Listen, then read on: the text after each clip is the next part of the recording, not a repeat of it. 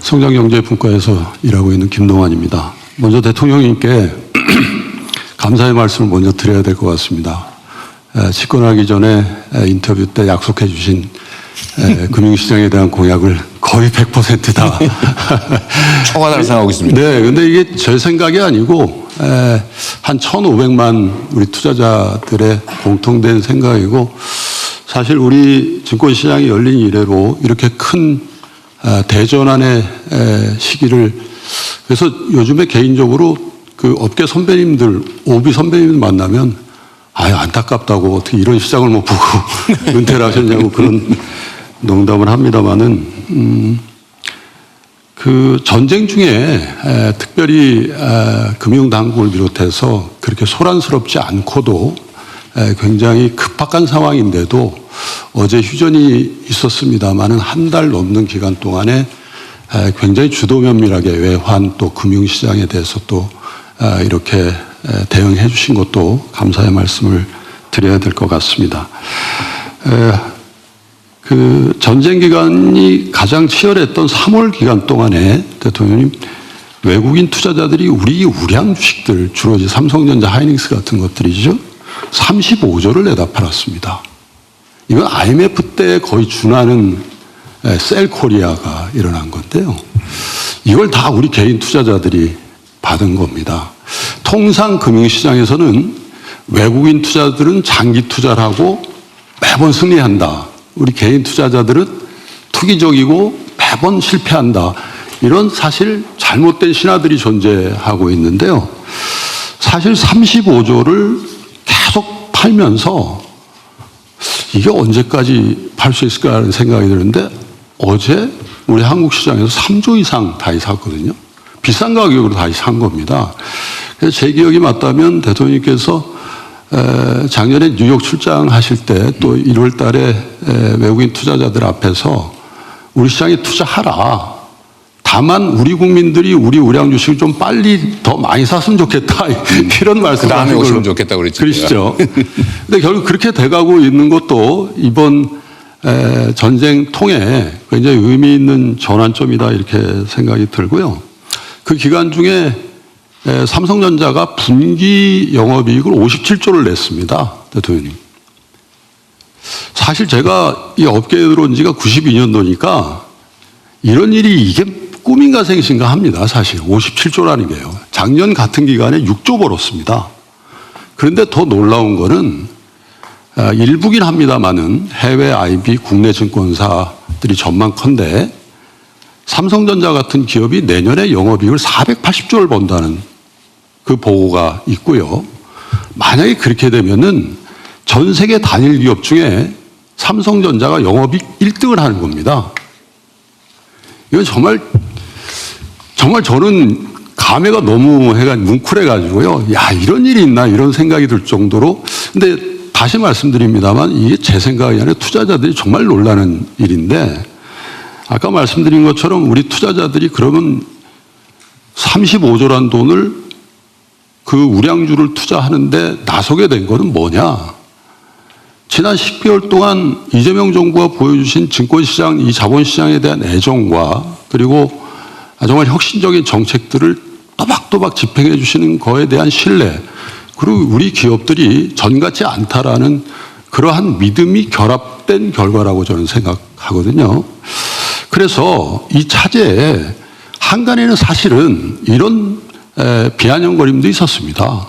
아, 정부가 그렇게 주식을 올려가지고 외국인만 비싸게 팔고 나가게 하는 거 아니냐. 사실 말이 안 되는 거거든요. 그 나간 외국인을 극히 일부고요. 그런데 이번 차제에 저는 우리 주시장이 아주 체질을 근본적으로 개혁해야 된다고 생각합니다. 왜냐하면 우리 시장에는 개인도 외국인도 기관도 상대적으로 선진국에 비하면 단기 투자들만 하는 겁니다. 외국인이 한 달 동안에 37조를 팔았다는 거거든요. 그래서 물론 주시장은 사고 팔아야 되는 마켓이지만은 미국 같은 선진국들은 그 베이스에서 굉장히 장기 투자자들, 예를 들면 인터뷰 때도 말씀드렸습니다만은 401k 같은 전 국민이 거의 참여하고 있는 연기금들이 우량 주식을 계속 사주고 또 외국인들도 장기 투자를 해주고 그러기 때문에요. 그래서 두 가지 측면에서 건의를 좀 드리고 싶은데요. 아까 우리 노후 문제도 이제 발제 가운데 있었습니다만은 사실 이 부동산 불패 신화에서 어떻게 해서든지 산업 금융 쪽으로 자금을 활류시키는 노력의 일환으로 이 금융시장을 접근하고 있는 거라고 이해하고 있는데요. 장기 투자를 하려면요, 배당이 우선입니다, 대통령님. 배당을 꼬박꼬박 받았는데 그게 부동산에 투자하는 수익률과 혹은 은행에 예금하는 수익률보다 결과적으로 이게 높고, 그리고 배당을 꼬박꼬박 하는 기업들의 주가는 우상향할 수밖에 없습니다. 배당 재원이 있어야지 배당을 할 거고, 배당 재원은 영업이익에서 나오는 거니까요. 그래서 어떻게 해서든지 우리 개인 투자자들이 배당을 받고 그것이 노후 생활에 도움이 되고 또 장기 투자를 할 수 있는 여건을 마련해야 되겠다. 그래서 제가 대통령께 그 인터뷰 때 여러 가지 건의를 드렸는데 한 가지가 지금 안 되고 있는 게 있습니다. 그때 배당 소득세율과 이자 소득세율이 위험자산에 대한 투자고 배당은요. 그리고 이자 소득은 안전자산의 투자에 대한 소득이다. 그리고 예금은 정부가 5천만 원 그것도 확대하려고 하지 않습니까? 정부가 개런티를 해주는 건데 이게 소득세율이 같습니다. 그래서 정부가 배당을 많이 하는 기업에 대해서 배당 분리과세의 길을 열어주셨지 않습니까? 그건 사실 기업으로 하여금 배당을 많이 촉진하기 위해서 한 정책인데 그 배당을 받은 소액 투자자들은 여전히 배당소득세를 내기 때문에 분리과세하고는 관계가 없습니다. 왜냐하면 분리과세는 종합소득세를 내는 자산가들만 해당이 되지 않습니까? 그래서 세제 문제이기 때문에 좀 신중해야 되겠습니다만은 이 전환기에 한시적으로나마 이 배당소득세율에 대한 배당소득세율을 만약에 건드리기가 어렵다면 소액 투자자들에 대한 한시적인 배당소득세에 대한 세제 혜택을 주는 상품이라도 좀 만들어서 우리 국민들이 우리 우량 주식에 대해서 장기 투자할 수 있는 기회를 이번에 한번 마련해 보는 게 어떤가 하는 건의를 드리고 싶습니다. 또 하나는 우리 금융이 이제 발전을 해야 될 텐데 우리 금융회사들이 단기간에 세계적인 금융회사가 되기는 현실적으로 어렵지 않겠습니까? 규모도 그렇고요. 그런데 지난 한 10여 년 동안 우리 국민들의 금융에 대한 문해력은 이미 세계적이라고 생각합니다.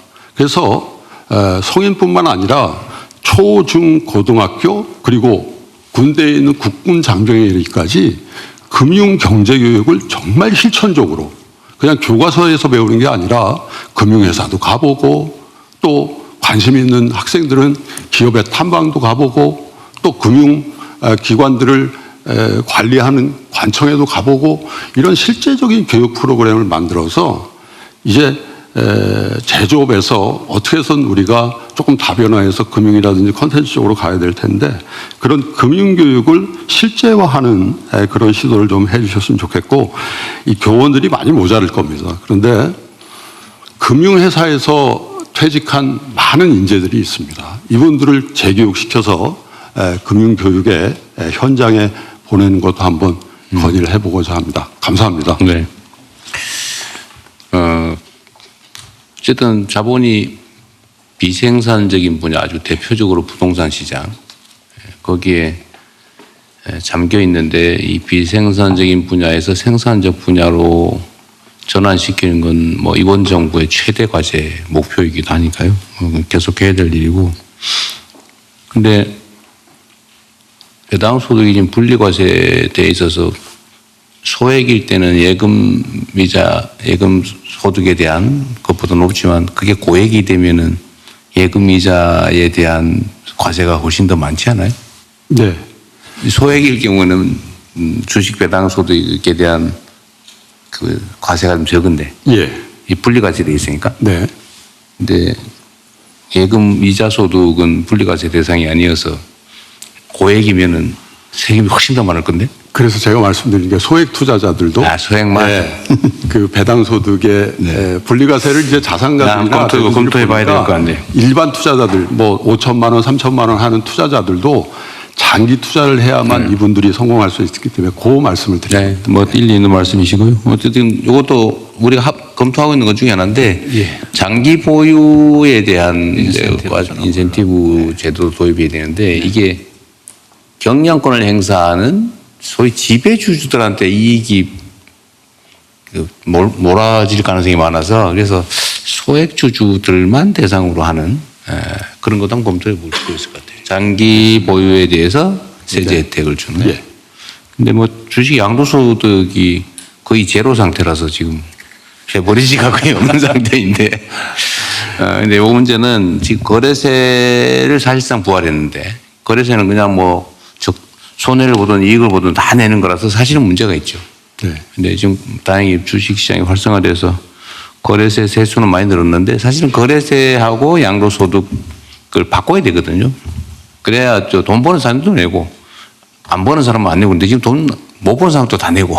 네. 그래서 이 역진성이 있어서 언젠가는 한번 이 거래세하고 양도세를 같은 수준에서 좀 바꿀 필요는 있을 것 같아요. 금융교육 필요성은 정말로 많이 있죠. 어쨌든 자본시장 육성, 활성화, 그리고 국민들이 배당소득을 통해서 좀 이렇게 노후 대책을 세우거나 아니면 생계비를 보전하는 것은 꼭 해야 될 일입니다. 이 자본주의 시스템은 영원히 포기할 수 없는 제도인데 활성화되도록 해야 되겠죠.